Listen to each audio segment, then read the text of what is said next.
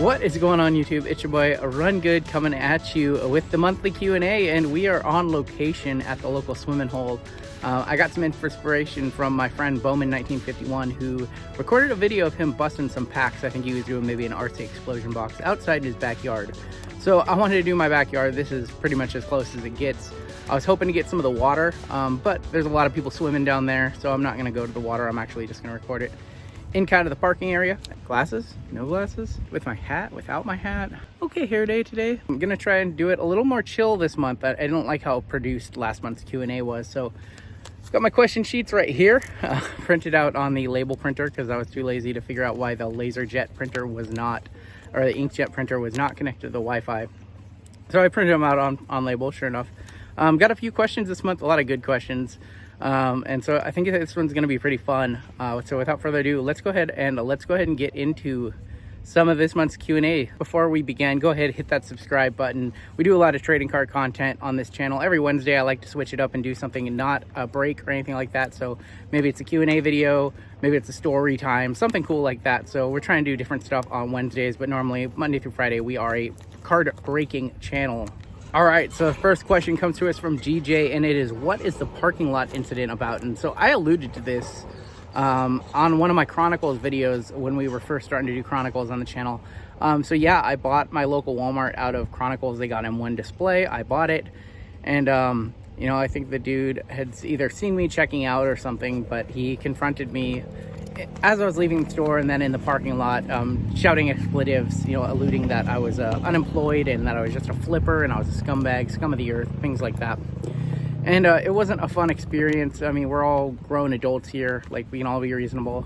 If the dude would have asked me nicely, I probably would have just been a very peaceful confrontation. Sure, here you go. But he wasn't nice. He wasn't nice. And I was trying to calm down. I wasn't rude. I didn't, you know, get angry back or anything like that. But he was big, he was strong, probably could have kicked my ass if he wanted to, so I, against my will, you know, if he would have asked nice, I would have just gave him what he wanted, but gave him what he wanted anyways, kind of forcefully. So that was the parking lot situation, just not good. Maybe, and I don't want to judge people, but you never know what he had dealt with in the past. Maybe he had ran into flippers, or he had been there when they were stalking with other people. Who really knows? But you know, he just completely mistook my intentions, didn't know I was a YouTuber who wanted to bust a lot of Chronicles on the channel. So that is that, and unfortunately, hopefully it never happens again, but I think I did an okay job diffusing that situation. Next question comes to us from Maxwell. He asks, are this year's Chronicles cards in general going to go up or down in value over time? So right now we're seeing a little bit of dip. We're seeing a little bit of dip in the price of sealed product and the dip of singles, and that's just because of market oversaturation. If you look at last year's Chronicles, Luca, Trey, MPJ, some of the players, you know, rookies from last year, SGA, Shy, you know, they dipped. They did the same thing. The market got flooded with those singles, and then once the singles started drying up, the prices went up. So I'm a firm believer that all the parallel foils and the chromes definitely gonna hold their value long term. You know, just don't sell them right now. Just kind of hold on to them and you'll be fine. Now they probably printed more 2019-20 than they did 2018-19. And of course, Zion and Jaw are not Luca and Trey by any means. But with that being said, I'm a big fan. I think by next year, you're going to be happy with the value of singles. And yeah, it's definitely happy with the value of sealed product. Next question comes to us from Mitchell Cooper, who asks, when you sold your Zion 101, did you buy a big card for your PC? Initially, no. Initially, I just kind of sold that card. A lot of you guys know I sold the Zion 101 back in March for $8,000. And at the time, he hadn't stepped on the court. I was happy. You know, I live with no regrets, so I was happy with the sale price. In hindsight, I wish I had held on to that card for Zion Mania to have taken Sweet. And, you know, Zion Mania hit, all of his stuff went way up. So I probably left some money on the table, but I was happy with the sale. Now, it took me a few months, but I did end up buying a PC card. That card was my 2017 Topps Chrome Mitch Haniger Superfractor Rookie Auto. Card I've been coveting, looking for 3 years. Never showed up on eBay, no trace of it. And then one day it showed up. And it showed up for a ridiculous price. I paid the price, no questions asked, because for me, that card doesn't really have a monetary value. But if you ask anybody, I probably paid 3 times more than what an average collector of Mitch Haniger or an average collector of the Seattle Mariners would have paid. What is your favorite product of 2020 so far? And that's a tough one because I'm primarily a baseball guy. I know I do a lot of basketball on the channel, but I get my most joy out of baseball cards. That's where I started collecting back in the 90s. But I want to say, in hindsight, the Prism hunt, I think, just because I don't think that we're ever going to have a period like that in the hobby where everything was getting hot. And Prism, you know, I busted so much of it on the channel before the prices went out of control. So now looking back on all those videos, I just look back on them with very, very fond memories of all the Zions and all the Jaws, all the silvers that I pulled that I didn't grade and I just sold raw. All the LeBrons and Lucas that I thought were $2 and $3. I opened like 60 hanger boxes. Those things are like 150, 200 bucks a piece now. But, you know, I found them on the stores for $17, and then I was buying them on the secondary market for $30 and $40. You're just never gonna, a product is never gonna get that hot that quick, and you're never gonna have access to it at those prices again, the way the card market is currently looking, the way retail is looking, the way distributors are raising the prices of hobby boxes. So that was my most fun product of 2020. But in terms of baseball, probably Topps Chrome, just because it's Topps Chrome. It's great. It's every year it's consistently fun to break. All right, we have a question from Joe. Who would you invest in out of the 2021 draft class? So I don't like to give investing advice on this channel. I tell you guys who some of my favorite players are, but I never give investing advice. My name isn't Sports Card Investor. Or there's some market manipulation.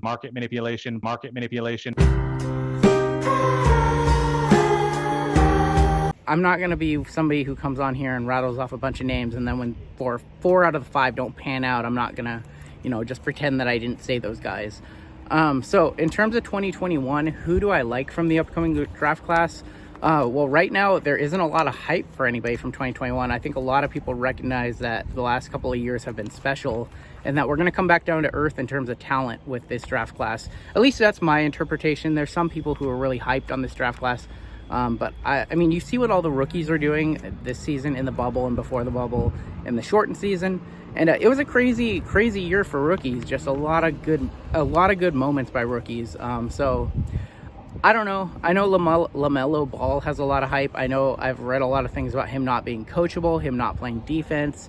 But I think that out of the gate, the guy who has the most hype to his name, and we've seen it with Lonzo. You know, Lonzo probably got drafted a bit too high, got drafted to the team he wanted to play for. You know, he's on the Lakers. So we saw it with Lonzo. LeVar Ball, Big Baller Brand, whatever that whole thing is, you know, they do a tremendous job hyping their talent. And there's an aspect to that people don't consider. It doesn't matter how good LaMelo Ball is. What matters is how good that his dad or Big Baller Brown can share the gospel. So doesn't matter, before he steps on the court, his cards are going to be priced higher than probably anybody else's from next year.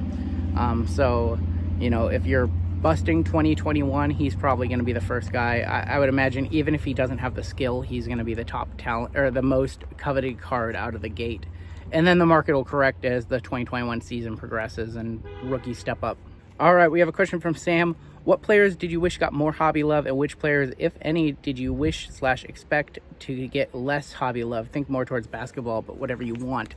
Yeah, this is a good question. You know, I think that just recently Tim Duncan started getting his hobby love. I think that guys like Tony Parker he just doesn't seem to get any hobby love at all, and he was so fundamental to that Spurs team. I know Dirk stuff is up and down. You know, people really like Dirk's rookie cards, but some of his like select court sides and some of his silver prisms can be just had way too low for the amazing career he did. Again, Vince Carter, another guy who had a rookie in Topps Chrome, just now starting to get love when the hobby's heating up. But there's always going to be guys like that who don't fill the stat sheet, but who are amazing on the court, who just don't get the same hobby love that they should. So yeah, there's a lot of guys, especially in baseball. You know, in baseball, pitchers get no hobby love whatsoever. You know, guys like Scherzer, their rookie card's super low. Justin Verlander, guys who are gonna be in the Hall of Fame. But in terms of basketball, you know, I think that Duncan got snubbed the hardest. I think Dwayne Wade is another one. Dwayne Wade and Carmelo Anthony. So LeBron stuff, obviously crazy. But if you look at the disparity of like their Topps Chrome rookie cards from what LeBron sells for, and then you look at what Carmelo and D Wade stuff, you look at what you can get in Carmelo Anthony money, who is going to be a surefire Hall of Famer. So maybe in due time that Carmelo stuff, but I was just surprised when I was looking at some rookies for D Wade and Carmelo, what they were going for. So another couple retired guys, or we don't know if Carmelo is going to retire.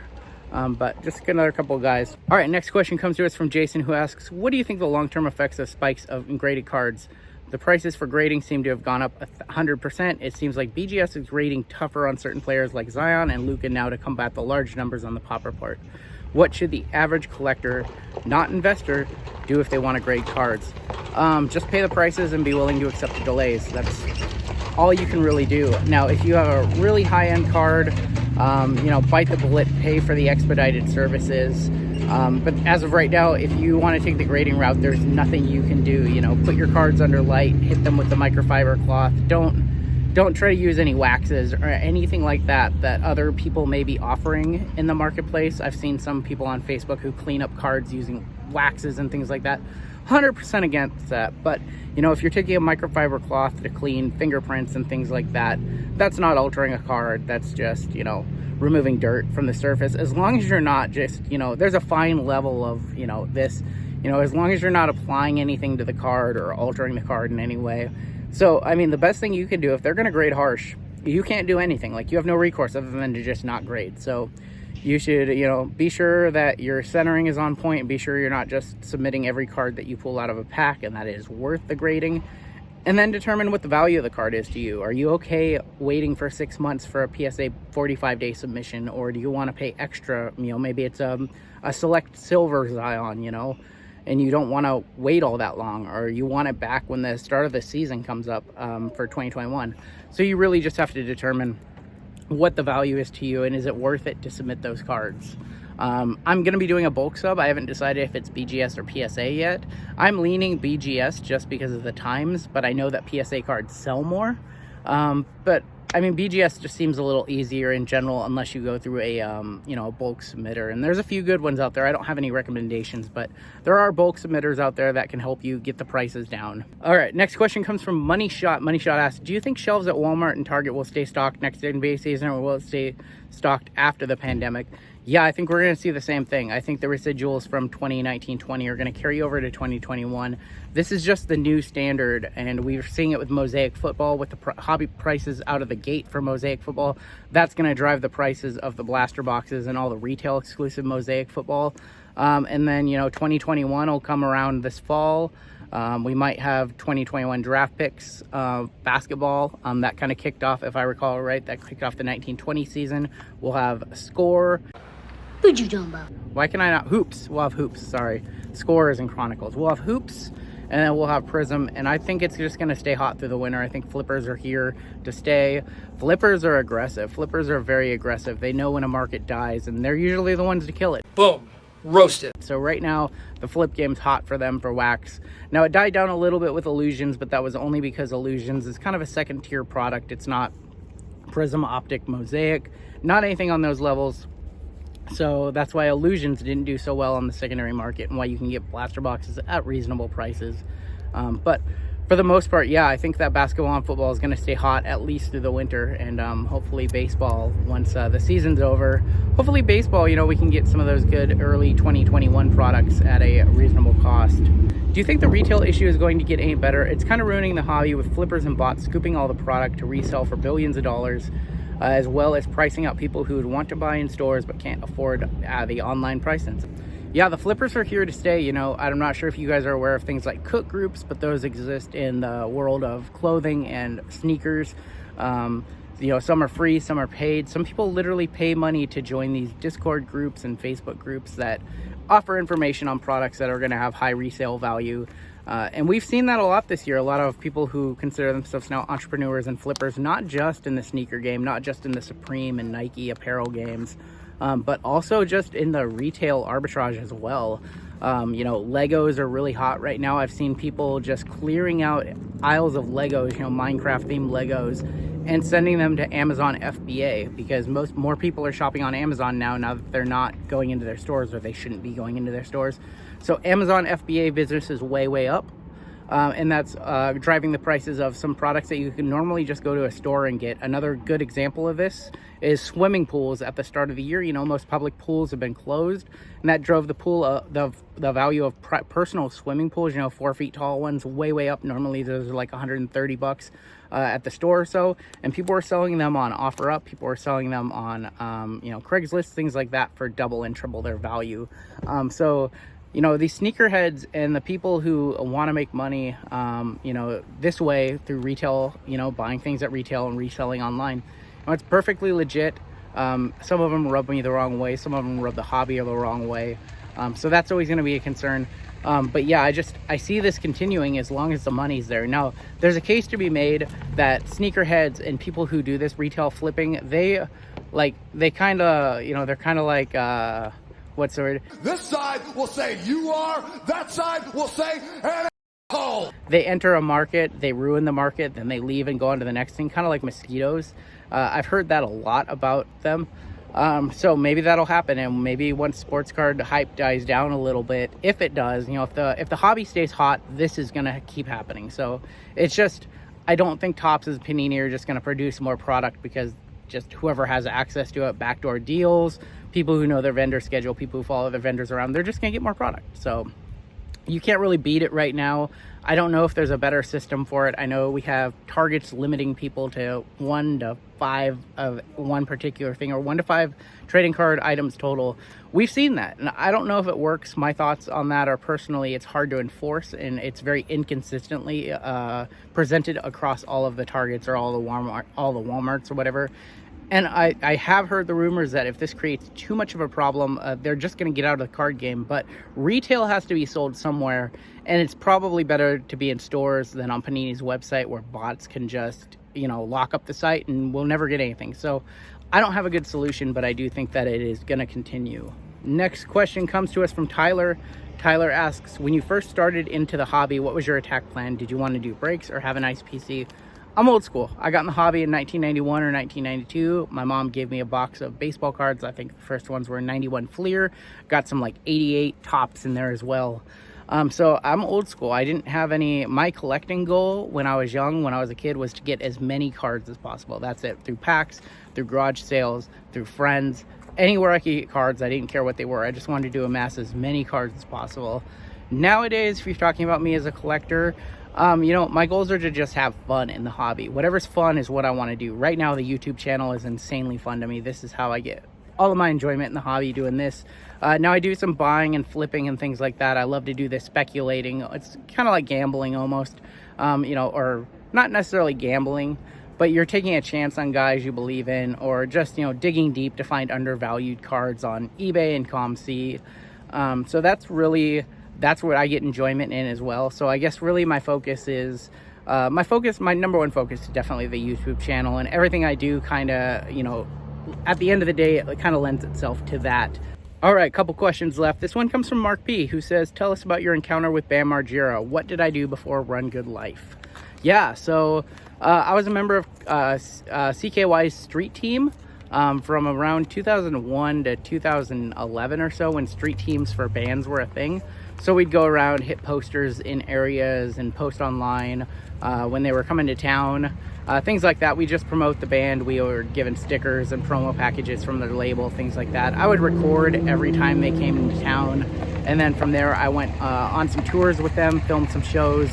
But you know, as all good things come to an end, CKY has kind of slowed down the last few years, had some issues with some band members.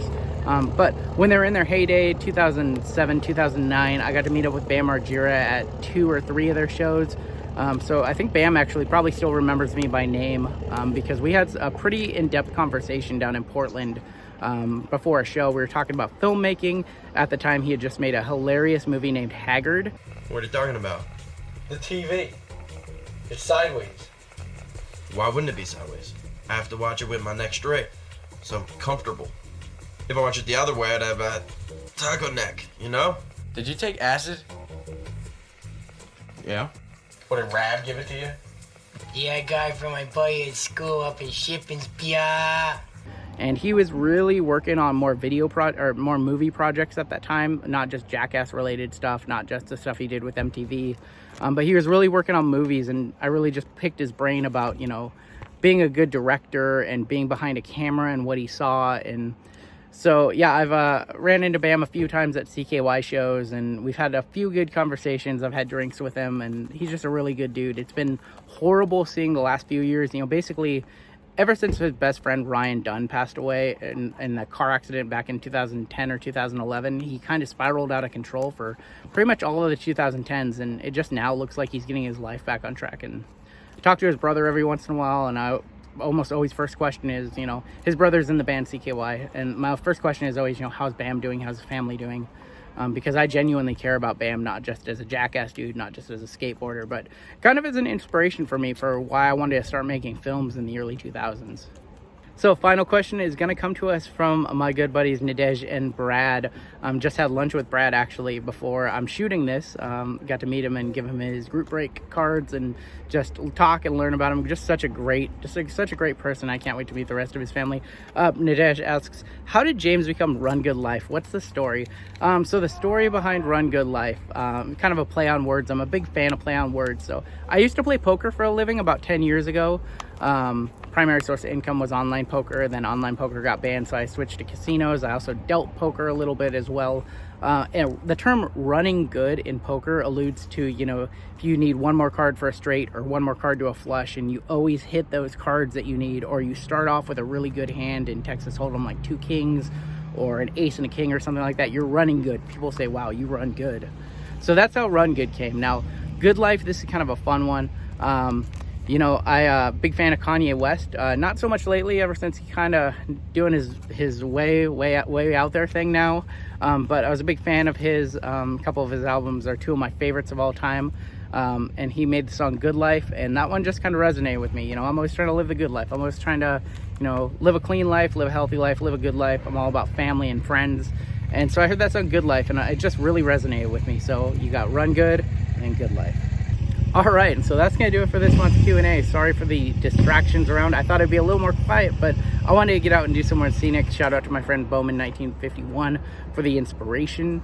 And that's gonna do it. I'm sure in the next week or so I will put up the next call for questions in the community tab, and I'll do another one of these videos every month. Who knows where it'll be next month? Maybe I'll get away into the mountains or something, but I figured I don't need to do these in my room on lights. I can just go wherever I want. I have a tripod, I have an iPhone, and I have all your questions. So it's been really fun. Thank you for everybody who submitted a question. Thank you for watching. I know we went a little long, and that's gonna do it for today. We'll get back to our regularly scheduled content tomorrow, and take care, stay safe, and we'll catch you next time on Down the Road.